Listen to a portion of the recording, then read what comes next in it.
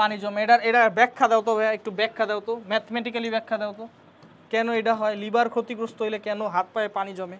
পৃথিবীর যে কোনো যৌগের শেষে যদি আইএনই থাকে, বুঝবা এটা কি, এটার মধ্যে কি আছে?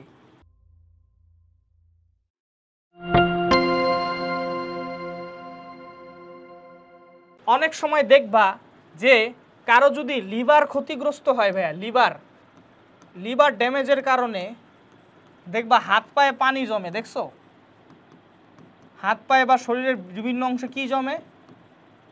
পানি জমে। এটার ব্যাখ্যা দাও তো ভাইয়া, একটু ব্যাখ্যা দাও তো, ম্যাথমেটিক্যালি ব্যাখ্যা দাও তো, কেন এটা হয়? লিভার ক্ষতিগ্রস্ত হইলে কেন হাত পায়ে পানি জমে? ব্লাড প্রেশার কমবে না। দেখ আমি ফ্লো চার্ট বানাই, ম্যাথমেটিক্যালি মিলাই। দেখ লিভার ড্যামেজ মানে কি? লিভারের ফাংশন শেষ। এই অ্যালবুমিন, রক্তের যত প্লাজমা প্রোটিন আছে, গামা গ্লোবুলিন বাদে সকল প্লাজমা প্রোটিন কে তৈরি করে?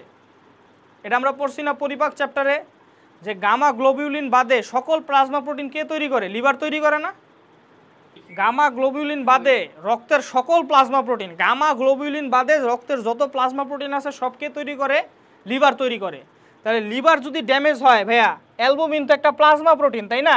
তাহলে কি অ্যালবুমিন তৈরি হবে? যদি অ্যালবুমিন না থাকে তাহলে দেখো কি হইব। সাপোজ অ্যালবুমিন নাই, অ্যালবুমিন যদি না থাকে তাহলে এখান থেকে অ্যালবুমিন সরাই দাও। অ্যালবুমিন না থাকলে কলয়েডাল অসমোটিক প্রেশার কি থাকবে? কলয়েডাল অসমোটিক প্রেশার অনেক কমে যাবে, মানে থাকবেই না, অনেক অল্প হয়ে যাব। কলয়েডাল অসমোটিক প্রেশার কি করতেছিল ভাইয়া? রক্তের পানিরে কি ভিতরের দিকে টানতেছিল না বাইরের দিকে? হ্যাঁ, ভিতরের দিকে টানতেছিল। এখন যদি আর ব্লাড প্রেশার কি করতেছিল? বাইরের দিকে নিতেছিল, তাই না? আচ্ছা, যদি কলয়েডাল অসমোটিক প্রেশার না থাকে, অর্থাৎ ব্লাড প্রেশারের কোনো অ্যান্টি না থাকে, তাহলে ব্লাড প্রেশার কি এক্সেসিভলি কি আপার হ্যান্ড নিয়ে নিবে না? মানে কি বাইরের দিকে পানি বেশি করে ঠেলবো না? বাইরের দিকে পানি বেশি করে ঠেললে এই যে এন্ডোথেলিয়াল কোষগুলা, মানে এই যে রক্তে ব্লাড ভেসেলের মধ্যে অনেক ছোট ছোট মাইক্রোপোর থাকে, কথা বুঝতে পারছো? অ্যাকচুয়ালি যদি অনেক বেশি প্রেশার দেয় তাহলে না ফ্লুইড এইরকম লিকেজ হয়ে যায়, কথা বুঝতে পারছো? অ্যান্ড ফ্লুইড লিকেজ হইলে, রক্তনালী থেকে ফ্লুইড লিকেজ হইলে কোথায় জমা হবে বলো তো? বিভিন্ন অর্গানে জমা হবে না? অর্গানের এক্সট্রা সেলুলার এনভায়রনমেন্টে জমা হবে না? এক্সট্রা সেলুলার ম্যাট্রিক্সে। এই টিস্যু থেকে কি, ব্লাড থেকে ফ্লুইড বেশি লিকেজ হবে না?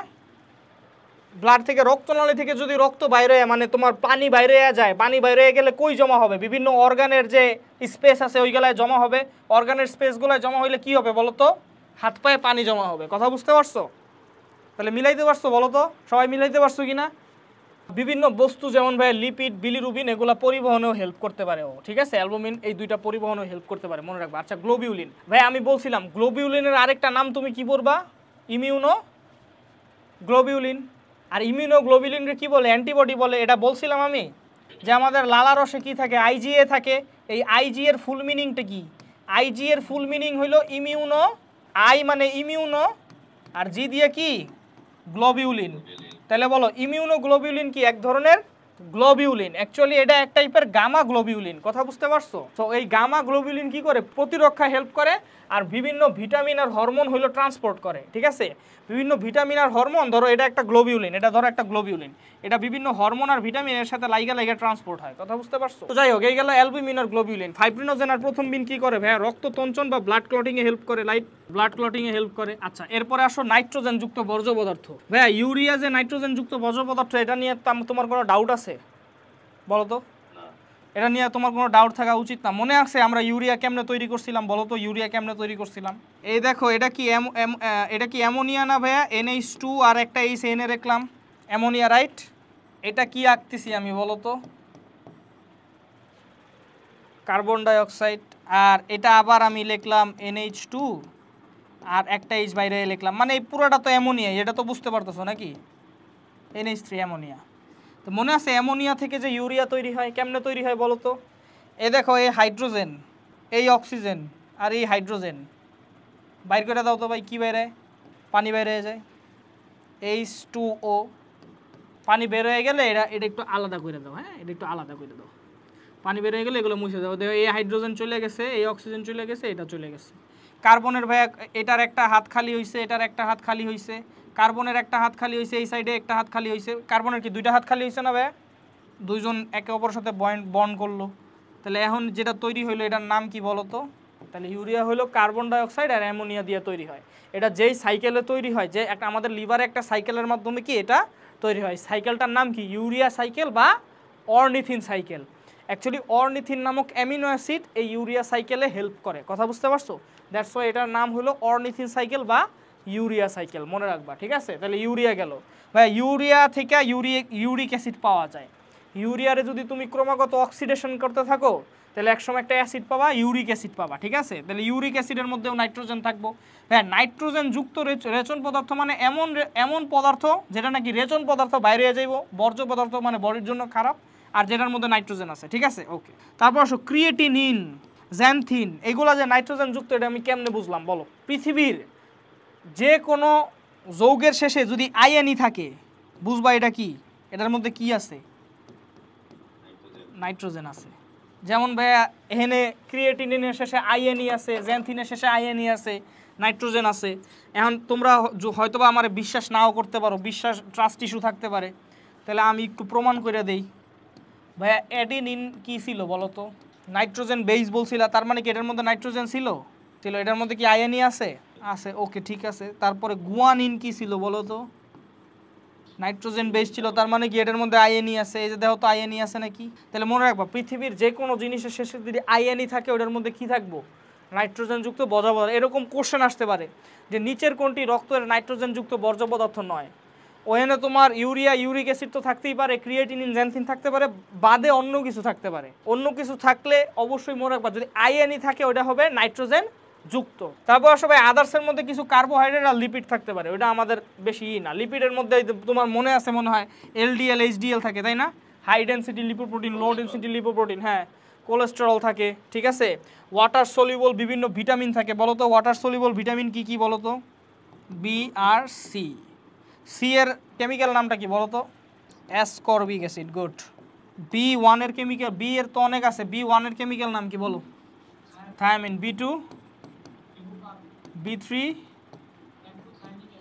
হ্যাঁ, নিয়াসিন, নিয়াসিন থেকে নিকোটিনামাইড। বি5 পেন্টোথায়ানিক অ্যাসিড। বি6 পাইরিডক্সিন, গুড। বি7 বায়োটিন। বি9, বি12 কি দিলে? বি12 হলো সায়ানোকোবালামিন। বি9 কি বলে এবার? বি9 হলো ফলিক অ্যাসিড। থায়ামিন, এটা হলো রিবোফ্লেভিন।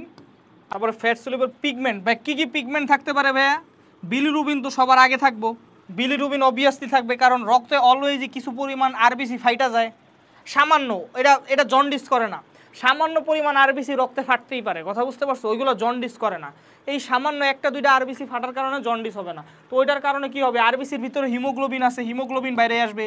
এরপরে আমরা জানি হিমোগ্লোবিন মেটাবলিজমের লাস্ট প্রোডাক্ট কি বলো তো? বিলিরুবিন না? তো এই বিলিরুবিন দেখো হলুদ কালার, সো এই বিলিরুবিন কিছু পরিমাণ থাকবে আর ক্যারোটিনও থাকবে। এরপর আসো রক্তরসের কাজ। দেখো অল্প পরিমাণে গ্যাস দ্রবীভূত থাকে, তাহলে কি রক্তরসের একটা কাজ কি? গ্যাস ট্রান্সপোর্ট করা, তাই না ভাইয়া? কিছু পরিমাণ গ্যাস ট্রান্সপোর্ট করে। যেমন ভাইয়া দেখো এই যে এটা হলো অ্যালভিওলাস আর এটা হলো রক্তনালী, রাইট? আমরা জানি প্রশ্বাসের সময় অ্যালভিওলাসে অক্সিজেনের পরিমাণ বেশি বাইরে যায়।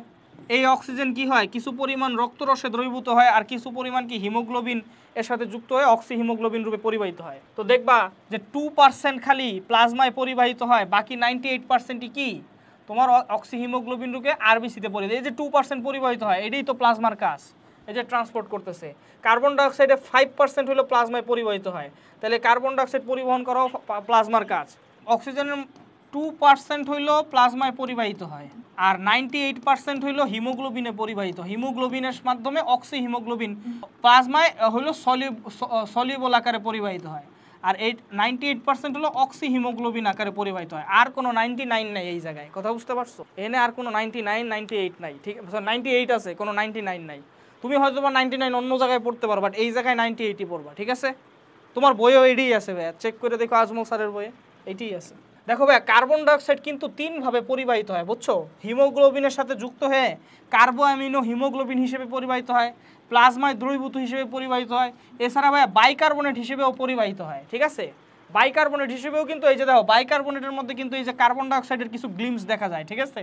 সো বাইকার্বনেট অ্যাকচুয়ালি কি হয়? কার্বন ডাইঅক্সাইড হলো পানির সাথে বিক্রিয়া করে কার্বনিক অ্যাসিড তৈরি করে, এই কার্বনিক অ্যাসিড এই যে বাইকার্বনেট তৈরি করে। সো বাইকার্বনেট রূপে হইলেও পরিবাহিত হয়, ঠিক আছে?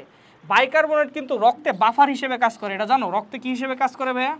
বাফার হিসেবে কাজ করে। বাফার কেমনে বাফার হিসেবে কাজ করে? রক্তে যদি অ্যাসিডিটি বাইরে যায় তখন এটাকে কি করে দেয়? নিউট্রাল করে দেয়, রাইট?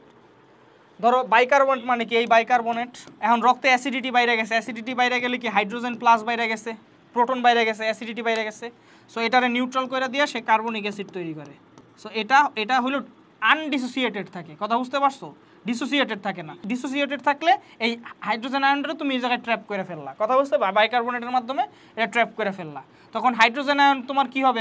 কইমা যাবে, কইমা গেলে অ্যাসিডিটিও কইমা যাবে, পিএইচটা নর্মালে চলে যাবে। এটা কি বুঝতে পারছো সবাই? বাফার হিসেবে যে কিভাবে কাজ করে?